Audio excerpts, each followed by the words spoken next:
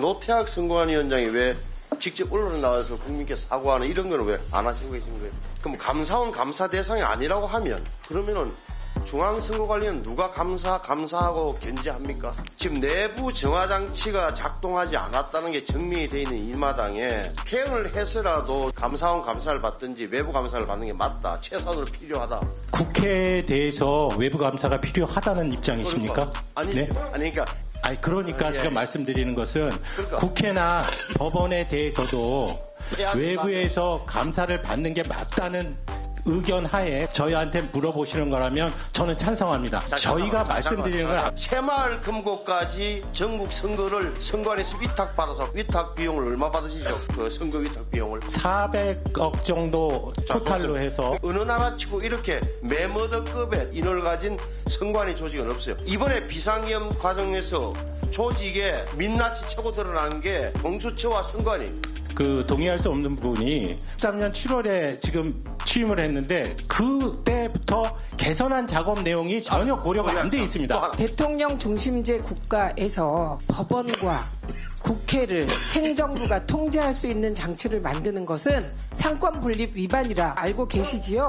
네, 그 의견도 동의합니다. 답변하신... 저희 나라 실정에 맞는 제도를 하시면 됩니다. 제가 들어와서 이런 부분들 비리도 고쳤고 선거관리 제도도 고쳤다고 하는데 고친 내용에 대해서는 아무 말씀 안 하시고 과거에 있었던 얘기만 지금 얘기를 하니까 제가 추가적으로 말씀을 드린 겁니다. 네, 경남 산청하면과 장합전 국민의힘 신성범 의원입니다. 저는 김용빈 총장님께 여쭤볼 테니까 앉아서 좀 답변 잘해주세요.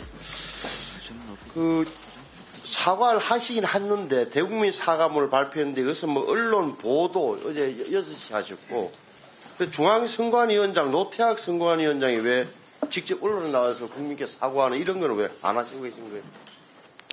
지금 저희들이 바로 끝나는 건 아니고요. 감사원 감사 결과를 받아들이기로 하는 것이기 때문에 후속적인 조치가 다 끝난 다음에 어떤 입장 발표가 필요하다. 제가 보기에는 선관위 위원장님이 정식으로 입장을 발표하신 게 나을 것 같고 건의를 하시기 바랍니다. 조언을 하세요. 예.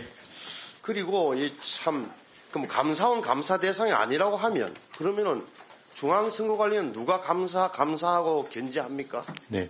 이 대목이 남는 질문이죠. 네. 저희들이 비리가 지금 발견됐기 때문에 제가 의견을 여쭤서 제 의견을 말씀드릴게요. 저는 지금 내부 정화장치가 작동하지 않았다는 게 증명이 돼 있는 이 마당에 그럼 감사원 감사도 아니라면 어떻게 할 거냐? 다행히 우리 당에 개헌특위가 만들어졌고 제가 개헌특위 위원인데 개헌을 해서라도 좀 선관위가 직무와 관련해서는 감사원 감사를 받든지 외부 감사를 받는 게 맞다. 최소한으로 필요하다. 생각 동의하시죠?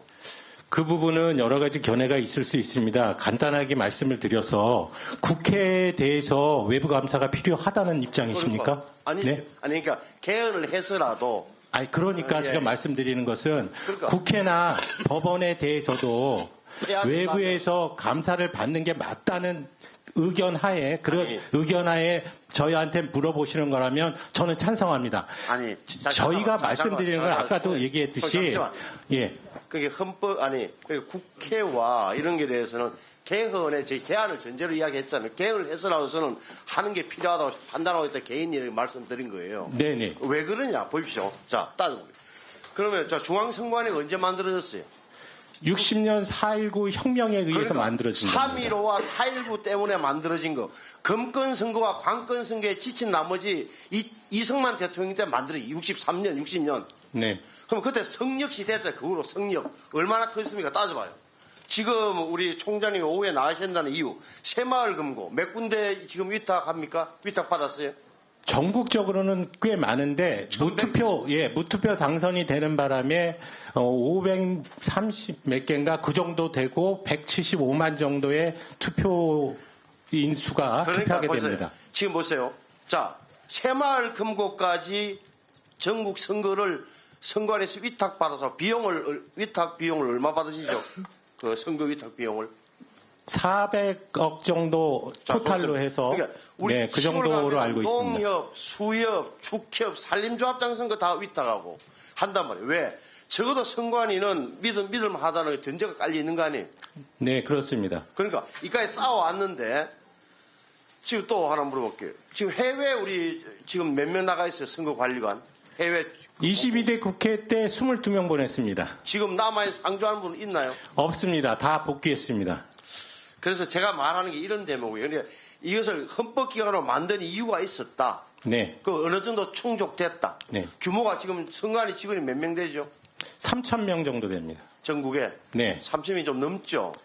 그 근데 공무직까지 좀 포함하면 그렇습니다. 저도 외국에서 좀 말문을 보지만 어느 나라치고 이렇게 메머더급의 대규모의 상권을 가진 인원을 가진 선관위 조직은 없어요. 우리 3.15 전에는 중앙선관위 조직 전에 뭐였어요? 전신이 뭐예요? 내무부 쪽에서 선거관리를 위해서 만든 위원회 정도라고 알고 있습니다. 그 역사를 잘 참. 그게 당시 내무부에 선거국인지 선거위원회인지 있었다. 그다음에 바뀐 거예요. 제 말씀은 이런 거예요. 그러면 이렇게 커지고 대규모로 됐고 이렇게 하면 내부에서 어느 정도 충족시켜야 되는데 이번에 비상위험 과정에서 조직에 민낯이 최고 드러나는 게 고위공자 범죄 공수처와 선관위. 공수처를 보세요. 검찰과 경찰, 공수처가 법률안 해석 전쟁을 얼마나 벌였어요. 내가 권한이 있다 아니다라고 해서. 국민들 아주 머리가 아플 지경이었어요.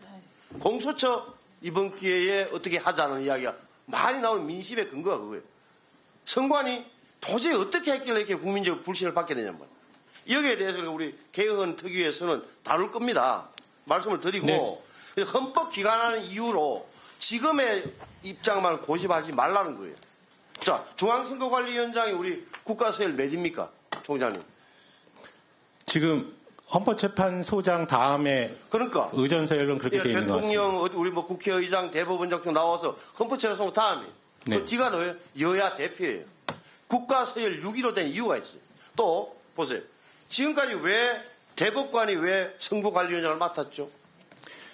역사적인 그 교훈 하에 최초 60년 헌법에서 대법관 3인과 국회 추천 6인이 선거관리위원회를 구성하도록 돼 있었고 그 조문 안에 위원장은 대법관 3인 중에서 호선한다고 돼 있기 때문이었습니다. 지금까지 보셔야 돼요. 근데 다만 불문율 하나가 있었어요.